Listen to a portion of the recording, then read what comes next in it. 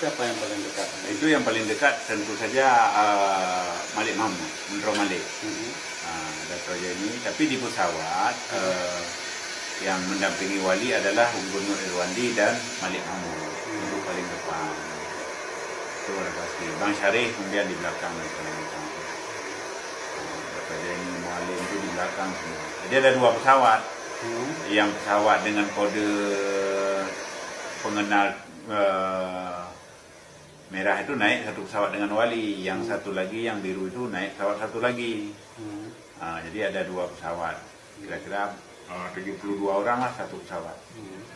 Ini pesawat charter, Firefly pada saat itu baru saja beroperasi dan baru sekali. Itu siapa yang bayar? Itu dibayar urun rembuk pengusaha-pengusaha Aceh di Malaysia. Ada juga sumbangan dari gubernur, adalah sumbangan dari sana sini, tapi yang jelas itu sumbangan orang-orang Aceh.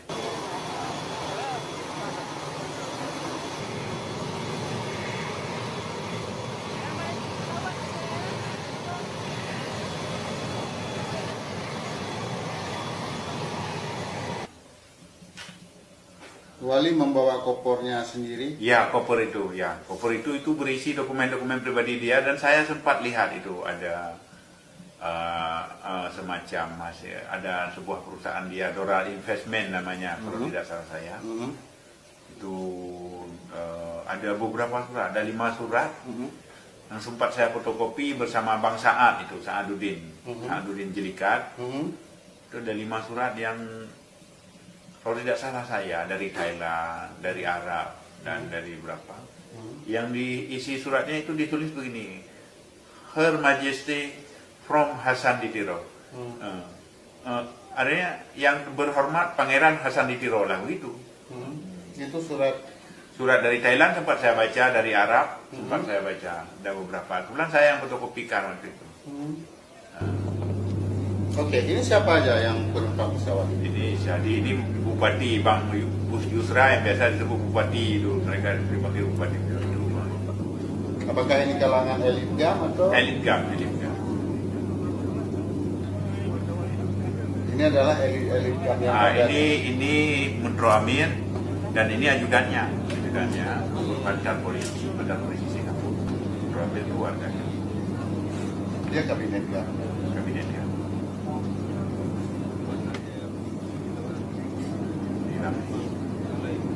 Ini saya lupa. Kalau yang wanita-wanita itu ada yang istri pentinggi, ada yang memang tokoh di Malaysia juga, tokoh di sini. Adakah keluarga wali negara di sini? Ada. Tadi kan Musana kan nampak di depan sana.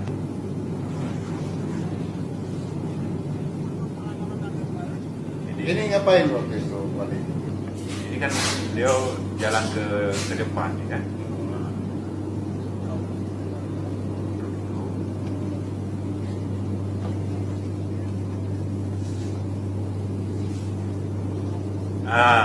Ini yang membuktikan bahwa ini sangat mengharukan dan terjadi di samping saya. Bahwa kalau dikatakan wali sudah pikun, padahal Menteri Amir duduk sendiri dan menunduk. Itu wali kembali dari kamar mandi, itu saya yang foto dari belakang. Kembali dari kamar mandi, tiba-tiba melihat Menteri Amir, langsung dia memeluk Menteri Amir dan dia mengucapkan begini, kita nyok katawo. Dan kami semua terharu pada saat itu. Itu hanya untuk membuktikan bahwa wali itu tidak pikun dan dia tahu semua. Itu lama beliau berpelukan malah, padahal Menteri Amir tertunduk. Wali udah lewat, baru balik lagi. Pas dari kejadiannya di samping saya, karena saya duduk bersebelahan dengan Menteri Amir itu, berseberangan dengan Menteri Amir. Jadi itu bukti bahwa wali kenal semua.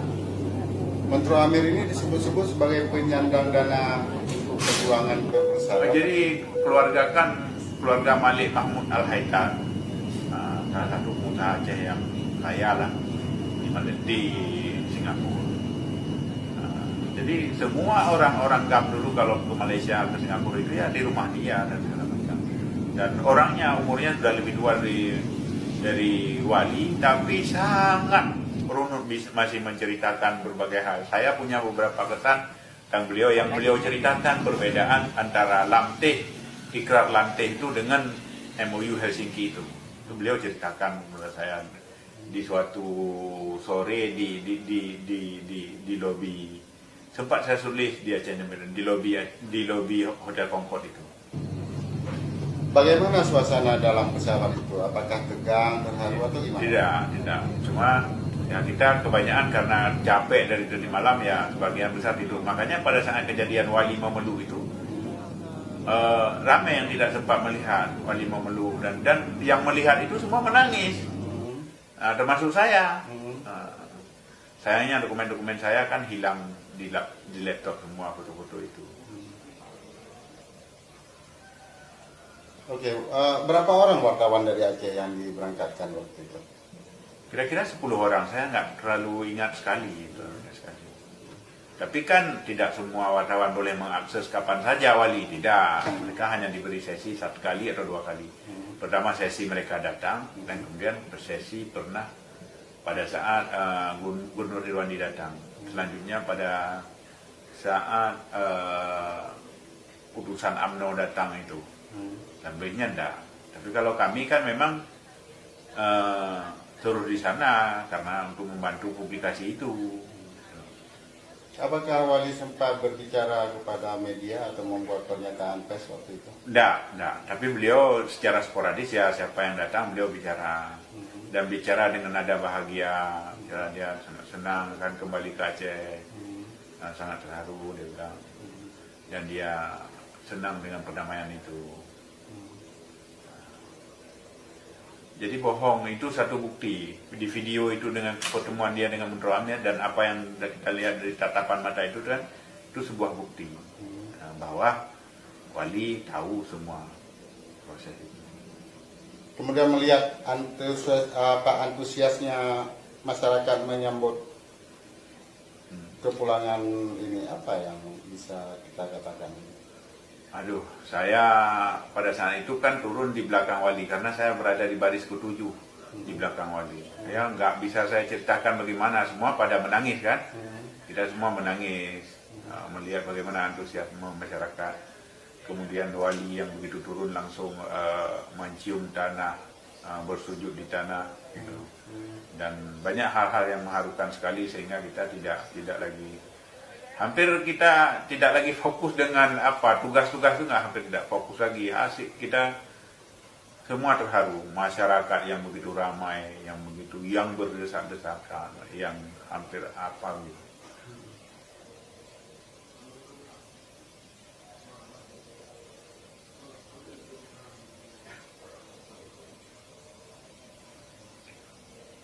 Ini berapa lama proses turunnya Wali? Lama, agak lama, lumayan lama baru beliau turun.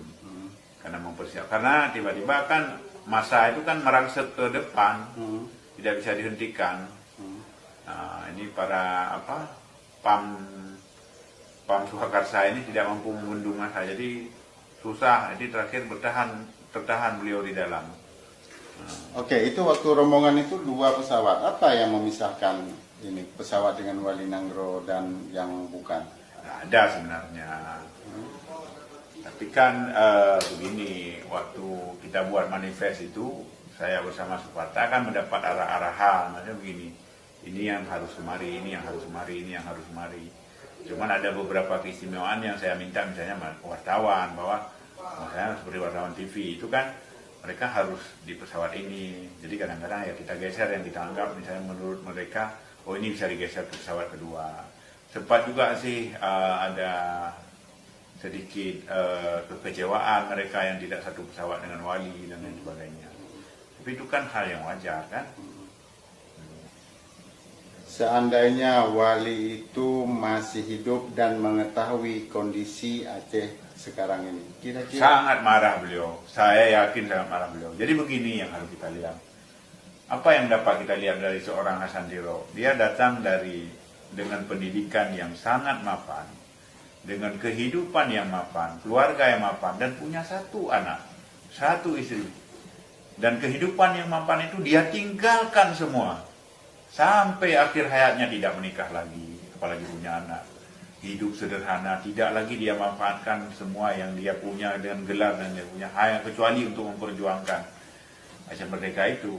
Jadi spirit yang perlu kita lihat dari seorang wali itu adalah bahwa konsistensi dia untuk berjuang dengan ide-ide dia, apa yang dia perjuangkan itu dengan konsisten dan dengan segala resiko. Dia siap hidup susah. Tapi kegagalan dia juga bahwa dia gagal mendidik anak-anak ideologinya untuk menjadi setengah daripada dia. Jadi terjadi disparitas yang jauh. Jadi turbulensinya itu terlalu jauh antara wali dengan orang-orang yang di bawahnya yang hari ini menjadi penyelenggara pemerintah di Aceh. Itu jauh sekali. Kita tidak sangka bahwa beliau-beliau ini termasuk ada juga yang intelektual ya kan, seperti misalnya Dr. Jaini kan intelektual, beliau sekolah tinggi kan, tapi ternyata sama saja. Setelah duduk di sana, KKN merajalela dan segala macam, dan intinya semua yang pernah mereka sampaikan kepada rakyat itu kan pupus. Dan kalau wali, andaikan wali masih hidup dan tahu ini, tentu beliau sangat marah.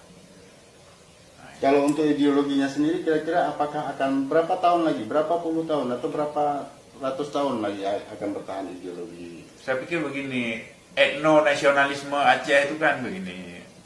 Kalau saya pribadi merasa bahwa kemunculan Hasan Tiro itu juga memperkenal identitas kita, bahwa kita orang Aceh.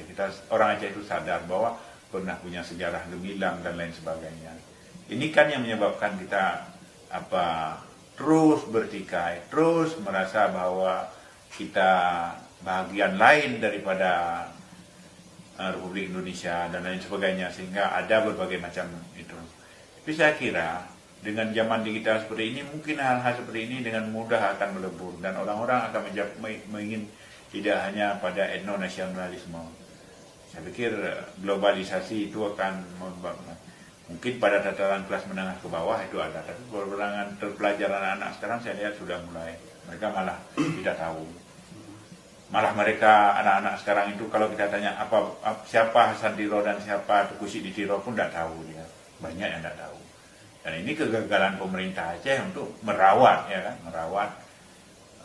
sejarah kegemilangan Aceh, apapun sejarah yang membawa Aceh pada hari ini. Gitu. Sisi buruknya yaitu tadi, apa yang telah mereka sampaikan untuk mendapat simpati rakyat itu ternyata tidak mereka lakukan. Sebahagian besar tidak mereka lakukan. Jadi rakyat jadi tunggangan. Terakhir kita lihatlah misalnya dengan sejak 2014 menurunnya perolehan suara dari Partai Aceh. Itu kan teguran dari rakyat bahwa mereka dulu mengagungkan, mendukung sepenuhnya, mengorbankan satu dengan sebuah mimpi bahwa di tangan mereka Aceh akan lebih baik. Tapi ternyata di tangan mereka juga lebih kurang sama. Malah yang dilihat pertikaian, permusuhan dan segala macam, dan tidak lagi menganut kepada nilai-nilai ideal. Misalnya untuk menjadi pemimpin itu harus orang yang misalnya punya kapasitas, baik secara pendidikan dunia maupun pendidikan agama, itu tidak lagi dipakai. Jadi politik berbasis primordialisme dikedepankan. Oh karena dia pernah berjasa, itu tak penting ijazahnya apa, tak penting pendidikannya apa, tak penting kapasitasnya apa.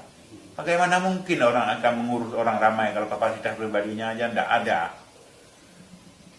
Jadi itu artinya GAM harus berubah menjadi orang manusia yang modern. Partai PA itu yang mewakili GAM hari ini harus menjadi partai yang modern, partai yang mengedepankan intelektualitas, partai yang mengedepankan kemampuan-kemampuan yang berbasis ilmu, tidak lagi berbasis primordial.